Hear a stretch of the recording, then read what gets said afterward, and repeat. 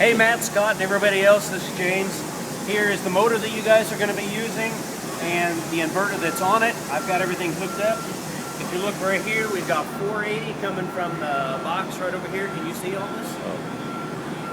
Coming to a box right over here, so it's just straight up 480. Down here, I've got a 24 volt power supply. I've got my 0 volt wire going into here for 0 volts. I've got my 24 volt wire coming in here for 24 volts.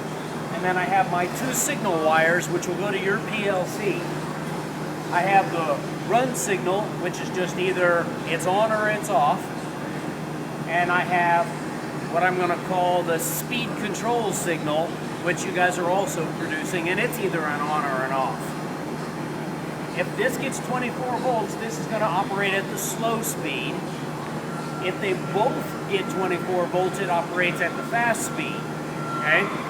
So, I've got my power supply all plugged in. It's already got voltage. I don't know if you can see the speed of this, but this will show us the speed that we're running at. And so, I'm going to have somebody hold on to this here. I'm going to take 24 volts, a wire here.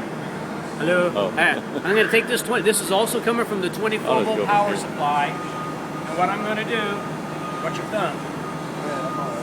I'm going to touch these two together, and this thing should run at the slow speed, which for right now I've got set for 10 hertz. Are we ready? Can you see this? Okay, I'm touching them together. It should go to at 10 hertz, which is the slow speed. If you look on there, it's going at 10 hertz, actually 10.3, but it's designed to alter the hertz slightly to maintain same velocity, and it's going. And if it removes this signal, it goes back to stop. I'll apply it again. 10 hertz. Stop. 10 hertz. Stop. 10 hertz. Stop. So it's reliable. Now, what I'm going to do is I'm going to apply both of them together, which would simulate the fast speed. Applying voltage to both,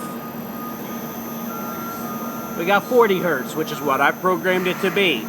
Take it away, goes to 0. 40 hertz, 0.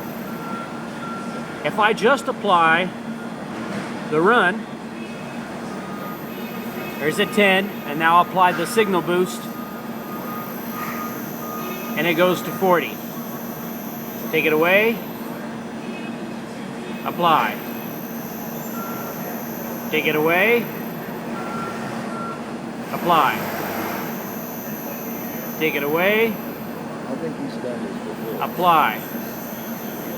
All right, He's a good actor. and then we're going to go back to 0. So as of right now, this is all good, and what I'm going to do here, I'm going to take my Sharpie pen. Since this is a known good motor here, I'm going to initial this JNB, and this is July, what is today's date? Third, 2013, and it's good. And then we got this connector box here, and I'll initial it JNB 7313, and I'm going to go to this, the actual inverter itself, JNB 7313. You can see how it's all written. So this is good and operational. This is a new inverter. It's not the one that was causing issues the other day.